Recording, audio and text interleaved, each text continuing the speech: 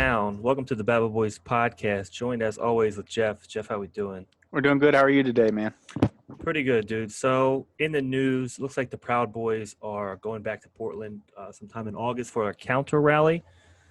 In other news, we have the media gaslighting. We want to talk about what it is, how it's done, and why they're doing it. Following that, we have some breaking news out of New York. A man dies in police custody, completely naked with a spit hood on in the middle of the road. Following that, we may get into the LA shooting if they're his time. So let's begin with the Proud Boys. So the Southern Poverty Law Center. Who they have, Galvin, their founder of the Proud Boys, has a defamation lawsuit against Southern Poverty Law Center because he disagrees with their findings, and we can discuss that later. Okay.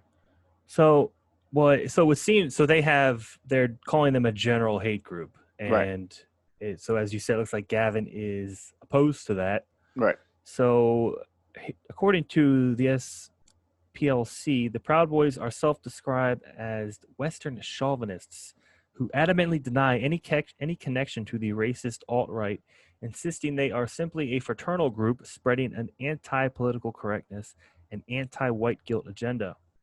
So are a million of other Americans. Yeah. And Donald Trump's platform. Their disavowals of bigotry are belied by their actions. Rank-and-file Proud Boys and leaders regularly spout white nationalist memes and maintain affiliations with known extremists. They are known for anti-Muslim and misogynistic rhetoric. Proud Boys have appeared alongside other hate groups at extremist gatherings like the Unite the Right rally in Charlottesville. Indeed, former Proud Boys member Jason Kessler helped to organize the event, which brought together Klansmen, anti-Semites, Southern racists, and militias. Kessler was only expelled from the group after the violence and near universal condemnation of the Charlottesville rallygoers. So, to touch on the founder, Gavin. Gavin, co-founder of Vice, he was disbanded due to hateful rhetoric, as they pointed out here. He's also banned from, Facebook, Twitter, YouTube. Instagram, YouTube. He's banned from all of them. He has his own private show, Stay Off My Lawn now, on a different web server. Yeah, so, he does. Get Off My Lawn. Get Off My Lawn. Yeah, on censor.tv. And the article goes to some of his quotes here.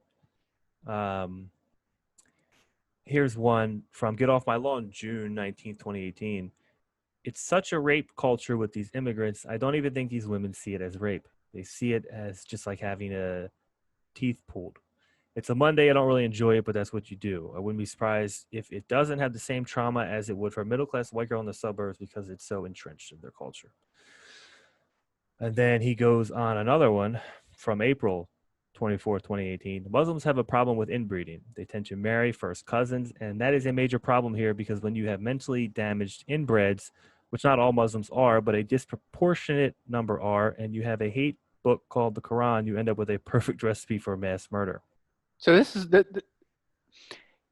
way he says it, of course, is it comes off harsh, right? But there's some truth to it because in Pakistan, for example, they have the highest inbred rate in the world. 70% of their marriages are between cousins. Yes, I said that correctly. 70% of their marriages are between cousins. And inbreeding does have genetic effects.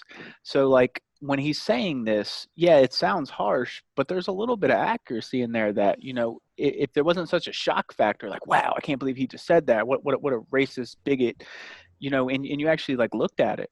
It's kind of correct. Yeah, and that is true. I think that the condemnation came from probably American Muslims, who we know, and other Muslims too. I mean, it's not. It has nothing to do with the religion. It's correct. a culture. Correct. And back to his first comment. Some of these cultures, they are based around rape. I've seen it. Absolutely. Based around rape, honor killings, things of that nature. And, it may be sensitive to talk about them. But as you pointed out, he doesn't frame things in a polite or sensitive manner. No. Which in today's day and age is kind of important when you talk about sensitive subjects. Yeah. You got to have Um, tact when you speak. You know, you got to have some exactly, class when you speak. exactly. I mean, granted, it's his show, so he can Mhm. speak how he wants to. I mean, he's not at a professional conference meeting, but you know, like some of the things that he's saying, I mean, they are accurate in the overarching view. Correct, but you also have to remember that he's on another company's platform, right? So he has Yeah. to abide by the rules that they set. And Yes. in today's day and age, these rules they're fluid. One day you may not be a racist, and the next day you may be. Yeah. Everything is changing. Political correctness is evolving, and you may be in good standing one day, and the next day you're completely gone off of all platforms for one thing you said on one. Yeah. And unfortunately, that's these companies have the right to do that. And I mean, if you really break down what the Proud Boys' motto is, which is preserving Western culture and Mhm. preserving the nuclear family, like that sounds great, you know, like Western culture, you know, it's not a bad thing. It never has been a bad thing. I mean, Western culture preserved most of the world's history. And I mean, the nuclear family is also a very important thing because it's a proven fact. And if you want to deny it, then you're being dishonest. But it's a proven fact that kids who grow up in single family households, single parent households, are significantly more likely to be violent and go to prison. So the nuclear family is very important. So like their motto, it it actually does sound good, but it's important to note that that white supremacy label, that's bogus because they have a lot of Hispanics in their ranks and African Americans. If you don't believe me, go on Google, just search the Proud Boys, look at the images, you'll see it yourself. No, and you're completely correct. They do have more than just white folks in their members. But that being said, nowadays the nuclear family is a contentious topic. I mean, we've seen it with the BLM organization who want to disrupt the nuclear family, and the nuclear family it's a hot topic, and some people are in disagreement with its importance. Yeah. And while that may be subjective, I think that the definition of a nuclear family is also evolving in today's day Mhm. and age. Well, yeah, It's you not got just dad and same-sex mom couples, anymore. you know, same-sex Exactly. couples, which is fine, you know, but that other, um, that other father figure, mother figure, whatever you want it to be, it's important, you know. Regardless, science backs this up. You know, they have two narratives. You know, and with raising a child, it's important. And just like if you don't understand the significance, you know, I'm going to tell you now the significance of the Proud Boys going to Portland. Then all you need to do is just Google search Antifa and the Proud Boys, and you'll see a ton of brawls in the middle of the street. It's going to be a show for sure. Agreed. And the Proud Boys definition, I think, as you pointed out, it is debatable, but at the same time, for groups like this to succeed, I think that they need to clarify their positions. Yes. Because a lot of people have been taught when they see these words like the nuclear family to automatically assume mom and dad, right? Right. And that has been the traditional definition.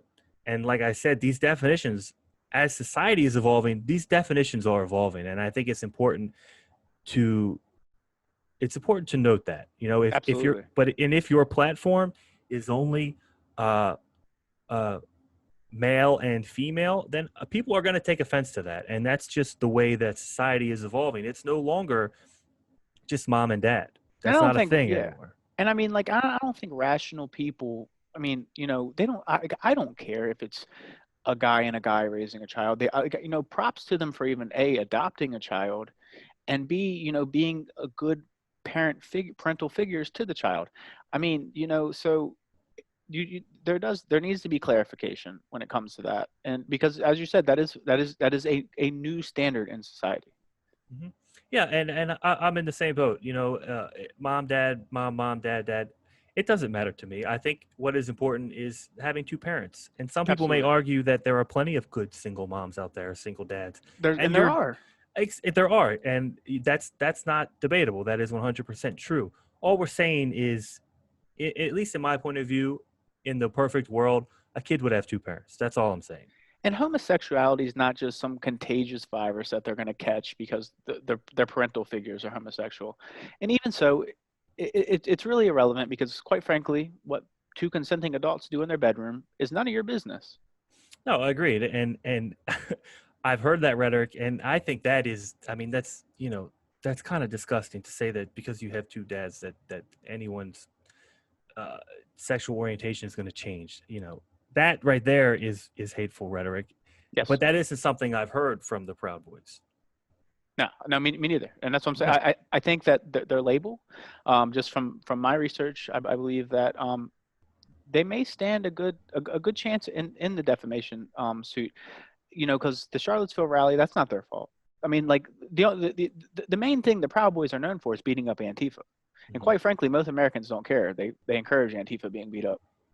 Well, see, the real problem is these other groups piggyback off of the Proud Boys. Right. So, the Proud Boys show up. Okay, well, maybe the skinheads are going to show up who are actually, Yeah, or like the you know, Klansmen or the like the neo-Nazis. Exactly. yeah. They're going to show up and tag along with the Proud Boys, and then boom, there you go. They're in the bad light. Even with the Patriot Prayer, they're labeled as a white Yeah. nationalist group. You The, know. the the definition of nationalism is even changing too. Mhm. You know, patriotism and nationalism are very different, and like I believe that a lot of people are getting them confused. I agree. For, They are, for but again, nationalism, yeah, I mean, yeah. it's a nationalism is a it's a diagnosed thing. You know, like you have to be able to diagnose a country with a problem, and it Mhm. has to have a nationalistic approach to it. Like national, like we are not a nation because a nation is one of one unified culture. So like you have to understand that when you're speaking in nationalism, you usually are speaking of some kind of ethnic superiority thinking, Mhm. like an ethnic nationalist. We are like America is not. We are a melting pot. We really are not a nation. Mhm. So you need to understand that. Yeah, and that being said, there are white nationalists. That is a Absolutely. thing. There are people that only want white culture, right? That is 100% a thing. And there are also nationalists of other races that want the same thing for their race. I mean, Absolutely. that's been around since the dawn of time, right? But Since like races divided. the Black Hebrew Israelites, those are a great example Exactly. of a non-white ethno-nationalist group. Exactly. So that being said, that moves us right into our second topic of gaslighting, because I want to point out that with the Proud Boys going to Portland, this is the perfect opportunity for the media to gaslight even further Yes. on this right wing violence, right? Yep. So when you check our second segment, you'll know all about what gaslighting is, and you're going to see it firsthand, and you're going to know it when you see it. You're going to spot it right away, and you're going to say that's gaslighting, and you're going to start to wake up. You're going to be like, you know, where's the integrity at in the media? I mean, we all know headlines are a problem, so it's good to identify. So tune in to our second segment, and we'll see you then. Hit that subscribe button.